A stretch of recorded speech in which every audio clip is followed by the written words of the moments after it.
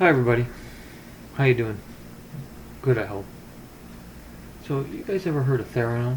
This was a blood testing device that the creator claimed would do all sorts of things, and it turned out that it was all lies.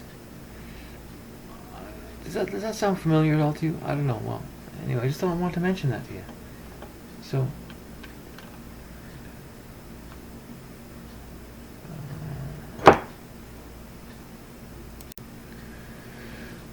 my latest video on fraud that Pinephone is hit a couple of nerves with a couple of people. Aria Moradi had 6 points he wanted to make out to me, and of course, you're going to find that you've heard them all before because he's been drinking the Kool-Aid. Number one, he thinks I should do some research before making claims. Well, I've done a lot of research. That's why I'm making those claims. And I pointed out my research and quoted people who said stuff in that research. So I don't know what kind of research you're talking about, but I think that's pretty good research. And I did not buy a device that doesn't support my network. I don't have CDMA.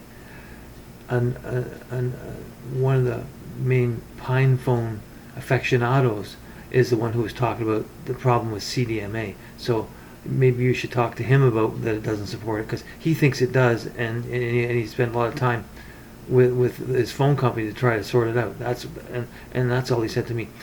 I noticed that his comments that I quoted on don't appear in the video they were posted to. I can only see them through email for some reason, so I'm gonna post them below, and you can read what he says about CDMA. So I didn't make any claims about CDMA, so you're wrong there. Number two, Pine64 is a hardware maker and relies on the community to provide the software. They are merely giving you a platform, and you're responsible for how well the software works. The software is provided as is, blah blah blah. You read the open source licenses. Sure, this is just how Linux world works. This is all common knowledge. You should be using a Linux phone if you don't want to deal with the baggage it includes. The problem is pine64.org/pinephone doesn't say any of that. It didn't give me that. It says they want me to be their end user, and they're going to put me in a Linux phone, and it's going to be great. And I quoted them in the video you didn't bother listening to. And you guys always forget about that part of the website, don't you? Because it doesn't fit your narrative. You always jump to the other one, and we're going to talk about. I got to jump to one of your other ones, which is next, number 3. A word about beta, okay? Again, it doesn't mean early access. Let me read you the Merriam-Webster definition for beta: a nearly complete prototype of a product, such as software. A stage of development in which the product is nearly complete but not yet ready for release. It's nothing to do with early access. I don't know what English language you are working with, but mine is there, and that's what everyone else's is. It's only the Pinephone Kool-Aid drinkers who have a different dictionary from the rest of us. So it's not our fault if you don't know what the English language means.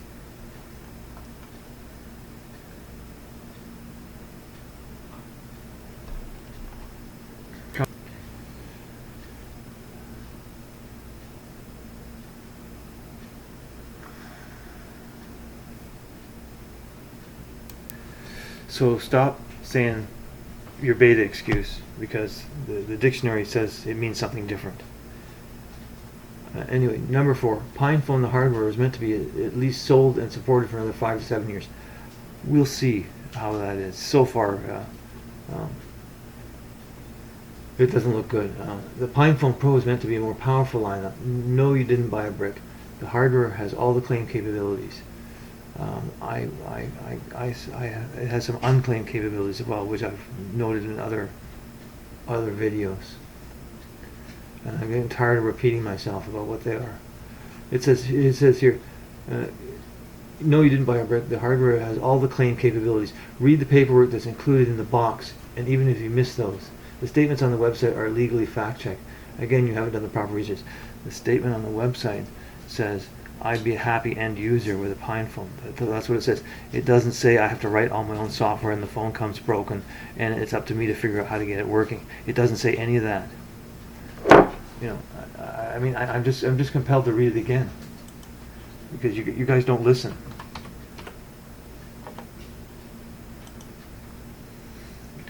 Okay, I'm gonna quote the pine64.org Pinephone webpage. The purpose of the Pinephone isn't only to deliver a functioning Linux phone to end users.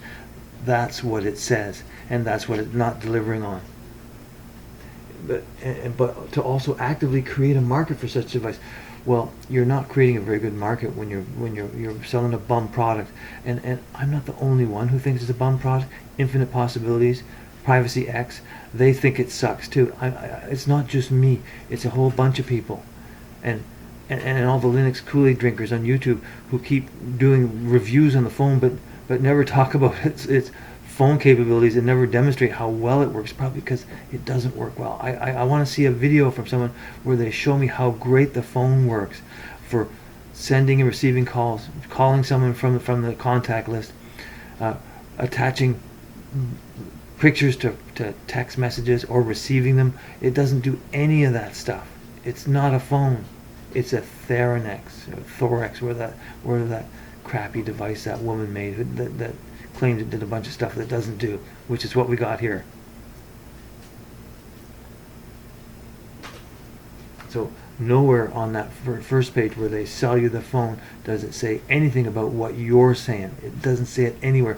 And after you get the phone and open the box, read the paper, it's too late to change your mind when you read the facts. So putting a piece of paper in the box is not ideal. You know, and I'm not even going to give you examples. You're just an idiot.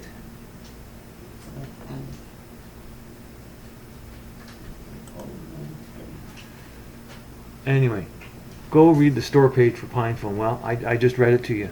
I know what it says. It made me a promise it didn't deliver on, and it didn't say anything about what you just said it says. And yes, I know the quote you're putting out, but you can't default to that because I read to you what beta software is, and it doesn't apply. It's Pinephone is not in beta because the dictionary says it's not.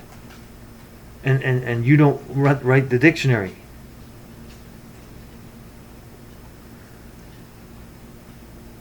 And you say here, this effectively means that while the core functionality of the Pinephone is still an ongoing effort, the core functionality, so it doesn't work. That's what that means. It doesn't work. It's an ongoing effort. It doesn't work. Thus, the device cannot be considered a consumer-ready product. Well, a beta product is something that's almost consumer-ready, which the Pinephone is not, as defined in Webster's dictionary, Merriam-Webster's dictionary. So anyway, and number 6, yeah, and here's your recommendation for the Librem 5. Now that's what another user said. You go with something else. Notice the price difference. Yes, I hear it doesn't do well either, and it's just a pricey Pinephone. So I don't think that's a good recommendation either. And one of the Pinephone aficionados is recommending that as well. But that's kind of a scapegoat, isn't it? You're working on one project and you're recommending the competitor's product. You really must not like what you're working on.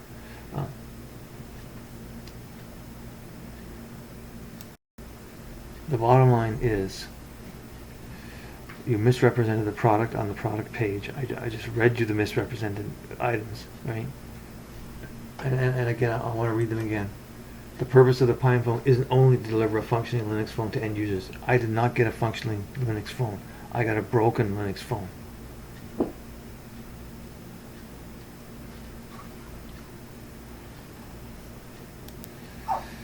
And so you sold it to unsuspecting losers as a functioning Linux phone, and you put a disclaimer in the ordering page down at the bottom where nobody's going to look that it's beta. And then you claim beta means something different than what the dictionary says it means, to cover your ass, because that statement doesn't cover your ass, because it's not beta. It isn't. I already read it to you and explained to you why it's not beta. So I want you to stop, using beta as an excuse, because it's not an excuse. So they sold a product that doesn't function as promised, and they paid people $10 a sale to promote the phone that doesn't do what they say it does, and the only reason they did that was to get rid of the inventory on their shelves, so they could come with the next product. Because once you bring out another product, a new edition of the same phone, the hardware becomes worthless, which is what it is now. I've asked for several times now for an offer, someone to buy this Pinephone off me. All I got was one guy who's willing to accept it as a donation, because it's worth zero, because it doesn't work reliably. And no matter how much you babble about Linux and all this stuff, no one's ever going to solve the problem, because some people who write that code say the problem is the hardware, and then the manufacturer says the problem is the software. So you guys got to get together and come up with a story that works, and one that's true. No more Theranos theories, please. I've had enough of it. And ultimately, I've decided to consult the Bureau of Consumer Protection at the Federal Trade Commission, and we'll let them decide whether Pinephone can do that, or whether Theranos can do that and get away with it.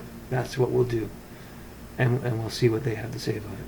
And anyway, having said that, don't forget, if you have a fine phone you're unhappy with because you got gypped, don't forget to contact me, and I'll put you on the list of people who want their money back, and we'll see how big that list is, and how much money the Linux Pinephone team skimmed off the top of that thing at our expense.